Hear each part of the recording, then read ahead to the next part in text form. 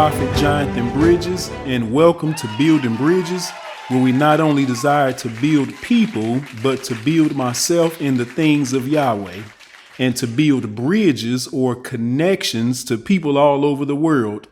Well, here we are in part three of Why You So Thirsty.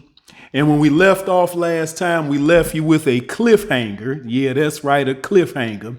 As I said, I was going to break these videos down where I'm giving you nuggets, something to get your week jumped off on Monday.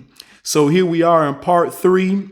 And what we left off with is we were still dealing with Samson. I don't want to get away from the vein that we were in, but we took a quick tributary over to talking about Judas.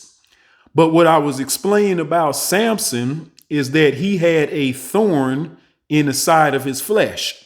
And that thorn that he was dealing with was the fact that he had a problem with women. He was a womanizer. And as we said, he was a player. And when we started to dissect what his thorn in his flesh was, we surmised that it was because he was thirsty. And when we started to really break that thing down, we found out that the thirstiness was due to the fact that deep down inside, he was lonely, and loneliness led to desperation, right? Go back and watch part 2. So in his loneliness, we find out that it wasn't because he didn't have any people around him or that he didn't have company. It was because that there was a problem inside of him concerning a situation that he couldn't turn to nobody for. So what this led to was a desperation. And when you have desperation, if you're not careful, it causes you to compromise. Y'all remember we dealt with that word last time with compromise. Is that the fact that by definition, it means to accept standards that are lower than desirable. Do y'all remember that? And what we got to with that word compromise was that you would compromise your integrity out of desperation. You would compromise your character out of desperation, your principles, and you would compromise for money. So when you compromise, by definition, we found out that compromise dealt with you allowing the enemy to find a middle ground where inside of your head. And when the enemy has a middle ground inside of your head, that means that you two have come to a mutual understanding. Come on here, that there was going to be a level of control on not just your half, but his half also. So it was a give and take relationship that's established when you compromise. And what it is that you're giving and that the devil is taking from you. So we're dealing with Samson, right? And again, I wanted to go into a tributary where we left off on a cliffhanger. We were dealing with Judas. So if you will go with me to the book of John, chapter 12, verses 3 through 6. John 12, 3 through 6. And by the way, my wife, my beautiful wife, isn't here today. She's away on a vacation right now, but the queen will be back in the building next week. Come on here to help build bridges with the bridges. You understanding me? Love that woman. Just wanted to put that on the camera right now to make her smile. And when she sees this part, she gonna smile. All right, John chapter 12, 3 through 6. Let's take our time with this because we kind of ran through it last time. My Bible scholars, come on here. My bricklayers, I'm sure you're familiar with this story. And it reads in verse 3, then took Mary a pound of ointment of spikenard, very costly, and anointed the feet of Yeshua and wiped his feet with her hair. And the house was filled with the odor of the ointment. Verse 4. Then saith one of his disciples, Judas Iscariot, Simon's son, which should betray him.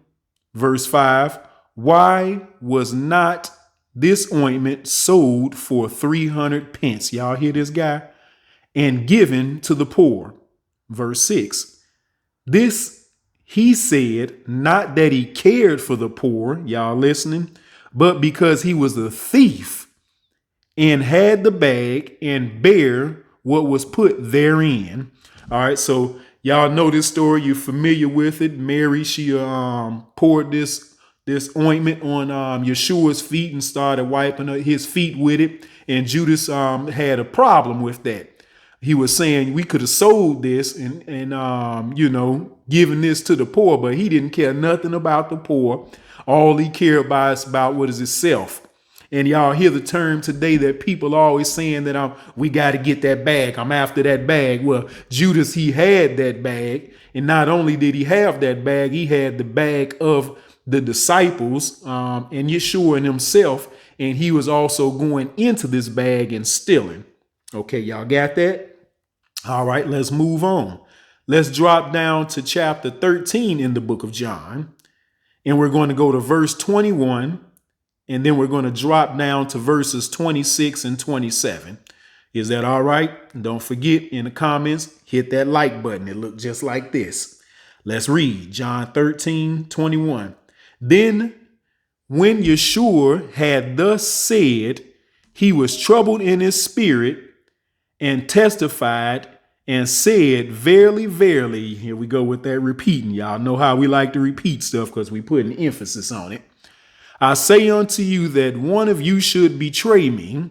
So he was troubled in his spirit. In other words, what I'm thinking was taking place right here was that his spidey senses was tingling. And when somebody's spidey senses is tingling, this generally refers to an extraordinary ability to see imminent danger. And what was the imminent danger? That something was finna take place with one of the disciples. I'm sure we already know where this is going. So he said, one of you is going to betray me. So let's drop down to verse 26. Yeshua answered, because his disciples was asking, who is it? Who's about to betray you, Yeshua? Yeshua answered, he it is to whom I shall give sup when I have dipped it. So in other words, he about to get ready to dip his bread in some sauce, and he was finna hand it over to the individual that was about to betray him. Okay. And when he had dipped the sup, he gave it unto Judas Iscariot, the son of Simon. You see this? Verse 27. And after the sup, Satan entered into him. So look at what's taking place right here. It said, Yeshua said, the one I give this to is going to be the one that's going to betray me. And it said, after the sup was given to him, Satan entered into him. So listen, there is a quote that says, it's hard to fight an enemy who has an outpost set up in your head. This is a quote that I learned a long time ago, probably 20 years ago. At one time, I used to just study quotations and memorize them. I got hundreds of them stored on my hard drive in my head. But the quote says again, it's hard to fight an enemy who has an outpost in your head. So what is an outpost? An outpost is a station that is somewhat isolated. It is a security detachment dispatched by the main body of troops to protect it from enemy surprises. So what are we getting to here is the fact that Judas Iscariot, since he was compromised, that means that the enemy had a place in his mind, what we were talking about in the definition, that he had a middle ground in his mind. So if he had a middle ground in his mind, you have to understand when the enemy sets up an outpost in your head, he's not there to protect your interests. No. What he's there for is to protect his own interests. So if we're not careful, just as Judas Iscariot, he wasn't set in his spirit to betray Yeshua. It said soon as he gave him sup, that Satan entered into him. So what this is telling us is that our own sinfulness is an invitation onto the enemy. Oh, somebody listen to me right now. Hit a like button in the comments if you liking this. So his own sinfulness was an invitation to the enemy, like a welcome mat or an open door for Satan. So in other words, what was going on was that he had other things going on in his mind and his heart. And what this allowed for Satan to do, all Satan had to do was just intensify and direct Judas' own sinfulness. So when we have sin already inside of us, if it's not checked, come on here, if that thirstiness, if that loneliness, listen to me, are you listening to me? If that desperation isn't checked inside of us and the enemy sets up an outpost inside of us, come on here, he is going to be able to influence that thing that's on the inside of you and direct it in the direction that he was going in. So this is what Samson's problem was, is that the enemy had an outpost inside of him. As I said when I started this off, is that he had a thorn in his flesh. We all have a thorn in our flesh. We all have some level of thirstiness concerning a situation. Come on here. As I said in the last message, this, come on here, in quotation, this that's inside of us that we have not dealt with, that we're struggling with. We all have that thorn in our flesh. And if it's not checked and it's not dealt with, come on here, we're going to continue to move in a direction that the enemy wants us to move in and not in the direction that Yahweh wants to move us in. But look, there's good news. The Apostle Paul, he talked about this thorn in his flesh. You don't have to go with me there because I'm about to paraphrase it in the book of 2 Corinthians. He said that he prayed to Yahweh 3 times. Come on here. He prayed to him 3 times about this thorn that it was in his flesh, and he prayed that he would take it away. Come on here. The number 3 representing the perfected realm of the Spirit. Come on here. The Father. Come on here. The Son. Listen to me. The Holy Spirit. It said that he prayed to him 3 times that he would take it away from him. But it says in the scripture, as you continue on, Yahweh answered him and said that my grace is sufficient. Oh, come on here, somebody, if you listening to me. He said, my grace is sufficient. Come on here. When you are weak, come on here, this is when my power is going to work in you. It's going to work best inside of you when you are weak. So the Apostle Paul understood, come on here, that this was put inside of him to keep him humble, because if he didn't have this thorn inside of him, he would have no need for the Father. He would be able to do everything and conquer everything in his own power. But Yahweh is telling us, come on here, as long as you got that in you and you're praying to me about it, come on here, I am going to be there to give you strength when you need it. Come on here.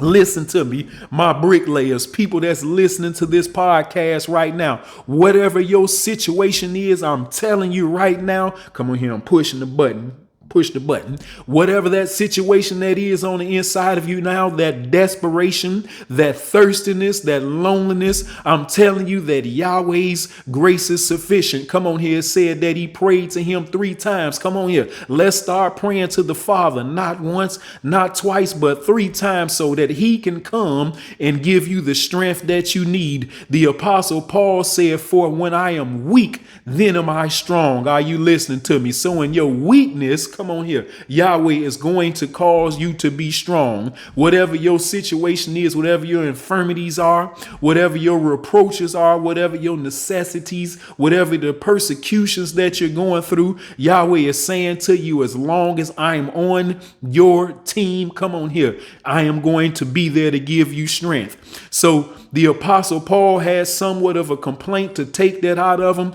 but Yahweh said to him, you haven't prayed as much. Are you listening to what I'm saying? When you have problems inside of you, come on here, don't you see and notice that you pray more and you pray harder? Come on here for the help of Yahweh. So Yahweh is saying the reason that this thorn is in your flesh is so that you can continue to pray and seek after him. Take a deep breath. Breathe out.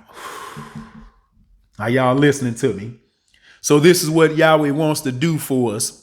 He wants to have that thorn in our flesh, not so that it can be there to subdue us. Come on here, that we compromise with it, that our integrity be broken down, that everything that Yahweh built up inside of us be broken down, but Yahweh has put it there for us to be strengthened. So this is what Judas was dealing with, was the fact that he had a problem already, and the enemy got in and said, hey, I see a problem. He not praying about this. He not fasting about this. So I'm going to get in there and I'm going to mix it up with this situation, and I'm going to intensify it so that it can be steered in the direction that I want to steer it in. Are you listening to me? So this is what Yahweh is saying. Fret not. I am by your side. Call on me, son. Call on me, daughter, and I am going to do a new thing in you. Are you listening to what I'm saying?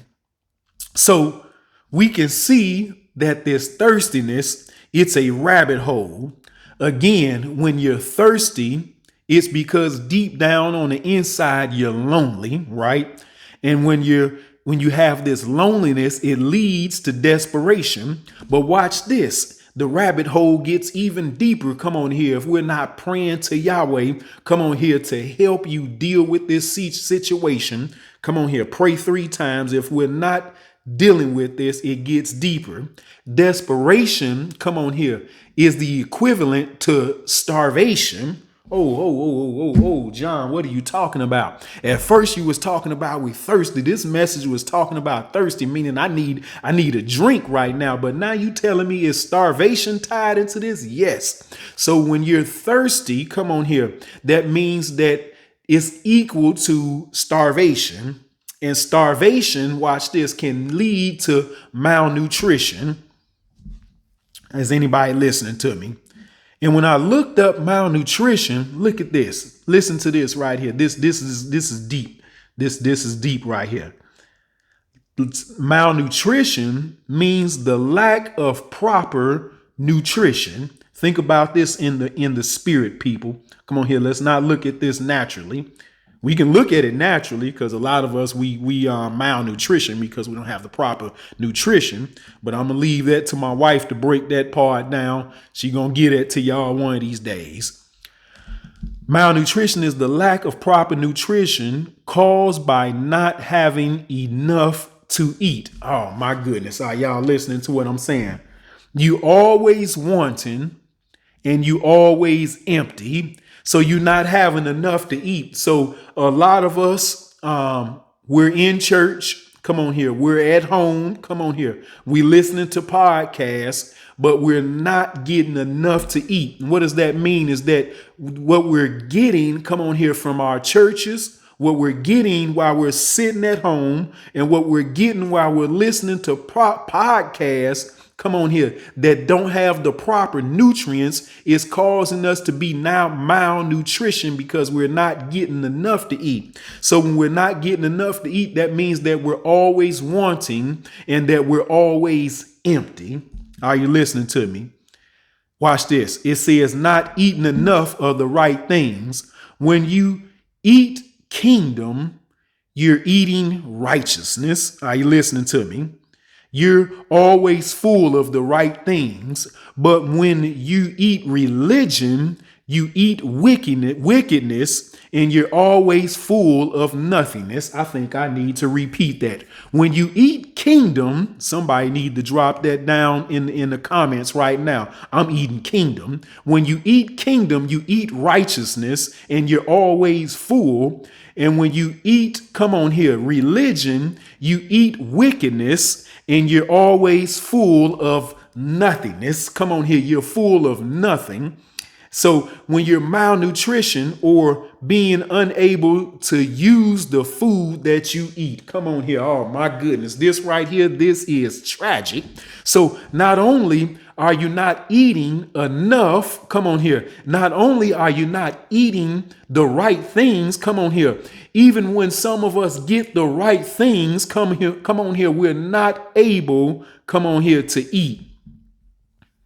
We're not able to use the food that we're eating. So I can drop all this revelation You can sit in your church and listen to all type of revelation, all type of helpful scriptures, all type of helpful tips. Come on here. Somebody can talk to you about your health till they blue in their face. Come on here. They can tell you about the scriptures and what it's done for them.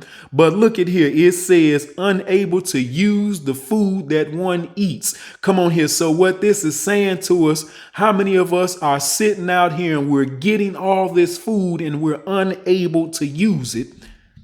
That's tragic. So what Yahweh is saying to us is that he wants to put us in a position where we're able to utilize the things that we're eating. We don't want to be walking around malnutrition. Come on here.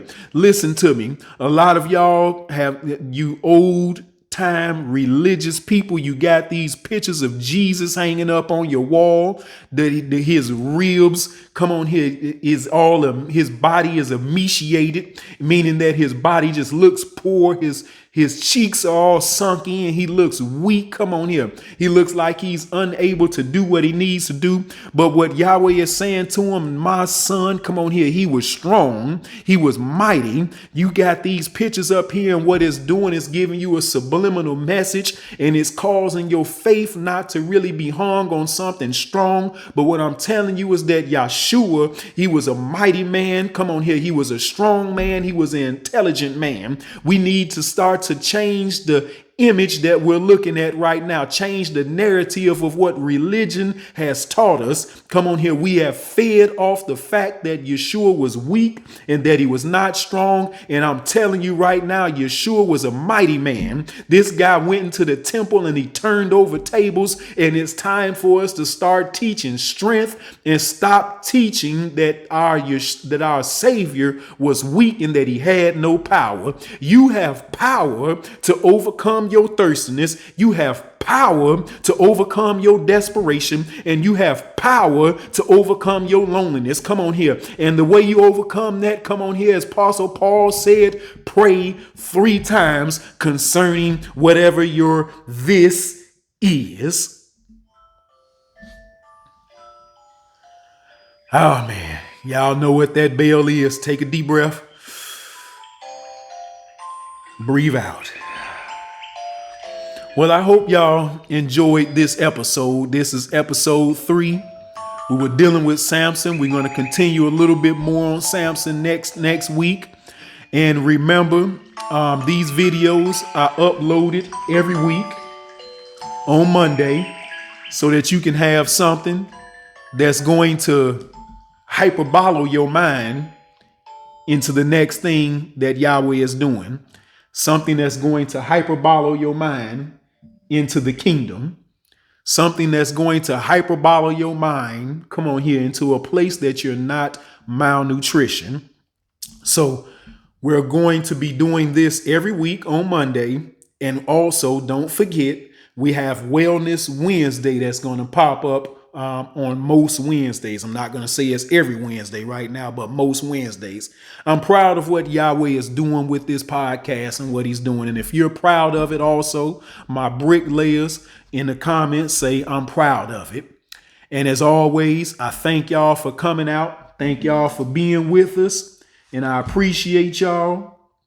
And I love y'all. As always, bricklayers, shalom. Whew.